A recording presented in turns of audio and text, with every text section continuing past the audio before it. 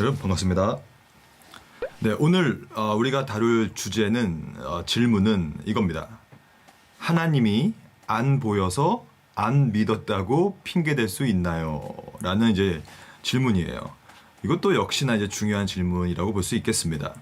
이 질문에 대답하기 앞서서 우리가 생각해 봐야 될 하나의 개념이 하나 있는데 그것이 뭐냐면 그림자와 실체라는 관계성입니다. 저도 지금 이제 저 위에 이제 조명이 있고 옆에도 조명이 하나 있거든요. 조명이 있다는 것은 이제 그림자가 생긴다는 얘기입니다. 그림자가 생기는 이유는 뭐예요, 여러분? 그림자는 어떠한 실체가 있기 때문에 빛이 그쪽으로 이제 반사되어서 이게 쫙 이제 그림자가 이제 쫙 드리워지는 거 아닙니까? 그러므로 그림자가 있다는 말은 다른 말로 하면 뭐가 있는 겁니까? 실체가 있는 겁니다. 그러므로 이거 그림자밖에 없는데요? 이렇게 말할 수가 없는 거예요. 그림자가 있다면 거기에는 그림자를 지향하고 있는 또한 그림자를 투영하고 있는 혹은 이 실체 자체가 그림자와 투영되어 이거는 이제 쌍방관계인데 즉 그림자와 실체는 유기적으로 서로가 서로를 투영하고 반사하고 서로가 서로를 지향하며 서로가 서로를 드러내고 있는 관계란 말이죠. 그러므로 아니 그림자밖에 없는데요? 결국에는 실체가 없는 거 아닙니까? 라고 변명할 수 없다는 것이죠. 이 그림자와 실체의 관계는 사실 신약과 구약의 관계 그리고 하나님의 가시성과 보인다는 얘기죠. 하나님의 불가시성, 보이지 않는다는 얘기죠. 이 두 가지를 설명함에 있어서 신학 역사 속에서 많이 이제 이 비유로 사용되어 왔던 개념들입니다. 특별히 장 칼뱅 같은 경우에도 이런 개념들을 많이 사용하거든요. 그러면 이 그림자와 실체라는 관계를 통하여 오늘 이 질문에 좀 답변을 드리려고 합니다. 첫째 논점은 그러면 예수님이 오시기 전에 구약 상태는 어떠했는가? 실제로 구약 상태에서는 그러니까 구약 시대에는 하나님이 안 보였죠. 왜냐? 하나님의 실체, 결정체인 그리스도가 오시지 않았기 때문에 그때는 사실은 하나님의 가시성, 보이는 하나님의 관점이 그때는 없었어요.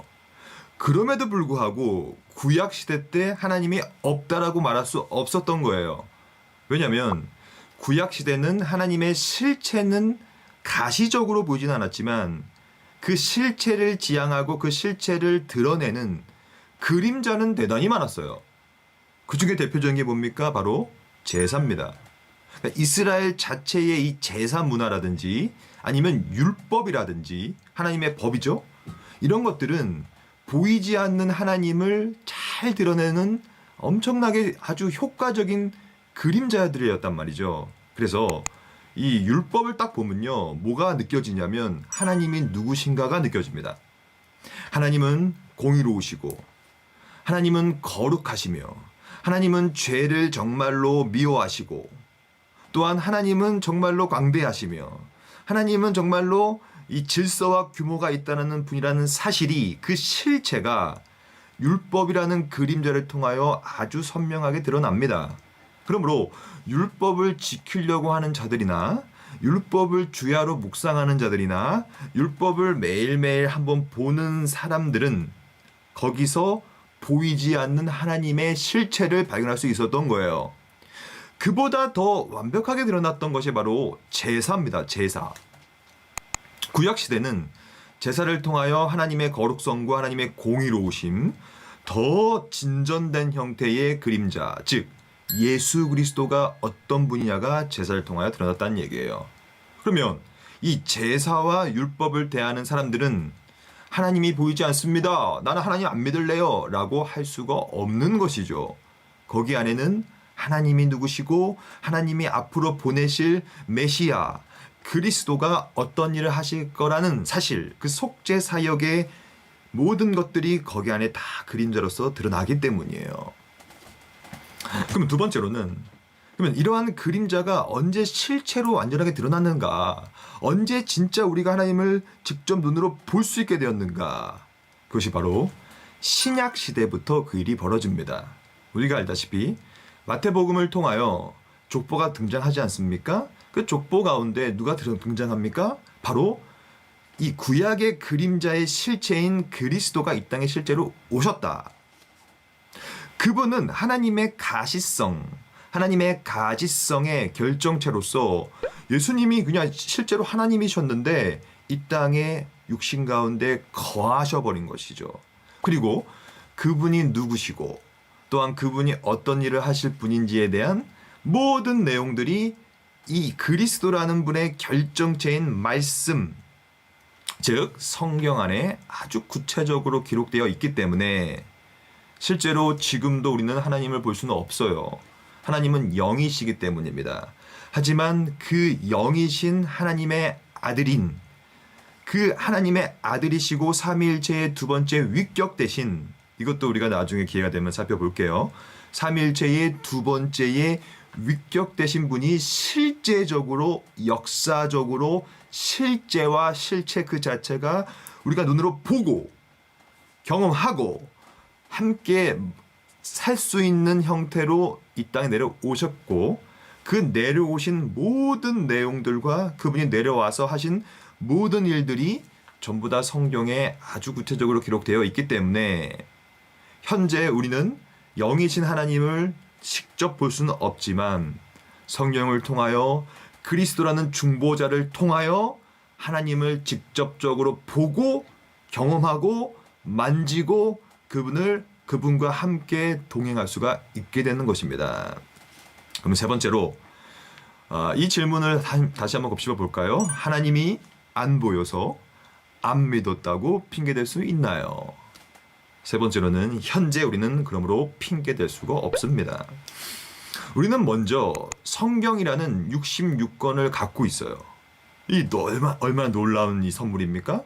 이 성경 66권 안에는 그림자가 아닌 정말로 실체 되신 그리스도가 누구신지가 정확하게 드러나 있고, 또한 그분이 늘 하늘에 계신 우리 아버지요라고 불렀던 그 성부 하나님이 누구신가가 아주 구체적으로 기록되어 있으며, 동시에 예수 그리스도라는 결정체, 이 그리스도라는 분은 보이지 않는 하나님이 보이는 형태로 우리 가운데 거하신 분이기 때문에 이제 우리는 성경 66권이라는 정경을 가진 우리는, 그리스도라는 분을 가진 우리는, 그리스도의 가르침과 그분의 존재와 그분의 사역을 알고 있는 우리는 더 이상 하나님이 눈에 보이지 않아요 라면서 핑계대거나 자위할 수 없다는 것입니다. 그럼 이 모든 내용을 성경에 비추어 보겠습니다. 요한복음 1장 14절 말씀을 제가 한번 읽어보도록 하겠습니다. 오늘 제가 말씀드렸던 이 모든 내용을 효과적으로 정리할 수 있는 아주 중요한 본문입니다. 성육신에 대한 본문인데요. 제가 읽겠습니다. 말씀이 육신이 되어, 이제 육신이 되신 거예요. 예전에는 보이지 않았는데 신성이셨는데 인성을 입고 눈에 보이게 된 것이죠. 심지어 이분은 우리 가운데 거하십니다. 핑계할 수 없어요. 우리 안에 거하여 버리십니다. 그래서 우리가 뭘 보냐? 그의 영광을 봅니다. 보이지 않는 분이었는데 봅니다. 그 본이 어떤 일이 벌어지냐면 아버지의 독생자의 영광이 우리 가운데 거해서 우리는 그걸 보게 되는 거예요. 그래서 뭐가 충만한가? 정말 이 표현은요, 기가 막힌 표현인데요. 우리가 성육신을 통하여 뭘 보고 경험하게 되냐면, 첫째, 은혜. 둘째, 진리. 은혜와 진리가 충만한 형태로 우리는 경험하고 보게 되는 거예요. 여러분 지금 아무도 감격을 안 하고 계신데 너무 감격적이지 않습니까? 보이지 않는 그분이 육신의 가운데 거하셔서 그의 은혜와 진리의 충만함을 우리가 보게 된다. 핑계할 수 없다. 성경 한 구절 더 보겠습니다. 디모데전서 3장 16절이에요. 이 모든 내용을 이렇게 요약하고 있습니다. 그도다 경건의 비밀이요 그렇지 않다 하느니 없도다. 이게 정말로 크고 경건한 비밀입니다. 그게 뭐냐? 그는 육신으로 나타나신 바 되고 영으로 의롭다 하심을 받으시고 천사들에게도 보이시고 만국에 전파되시고 세상에서 믿는 바 되신 가운데 다시 영광 가운데 올려지셨느니라. 이게 무엇입니까?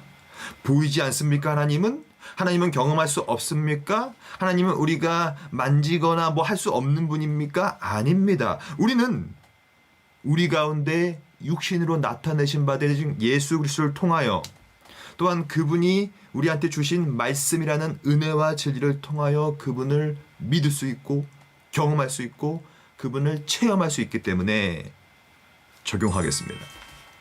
적용점은 우리는 이제 더 이상 핑계할 수가 없습니다. 성경이 있기 때문입니다. 66권이라는 정경 말씀이 우리한테 있기 때문입니다. 하나님을 믿고 싶으십니까? 하나님을 경험하고 싶으십니까? 성경을 읽으십시오. 성경 가운데 육신이 되신 그리스도의 은혜와 그의 진리와 그의 사역과 존재가 낱낱이 구체적으로 기록되어 있기 때문에 이제 우리가 할 자세는 핑계가 아니라 그 성경 안에 기록되어진 하나님의 말씀과 예수님의 사역과 존재를 통하여 하나님의 진리와 하나님의 은혜를 경험하는 것 밖에 우리한테 남아있는 것이 없는 것입니다. 오늘도 말씀을 묵상하시고 육신되어 우리 가운데 오신 그리스도와 함께 연합되어 있는 가운데 하나님을 더 구체적으로 가시적으로 경험하는 저와 여러분들 되었으면 좋겠습니다. 감사합니다.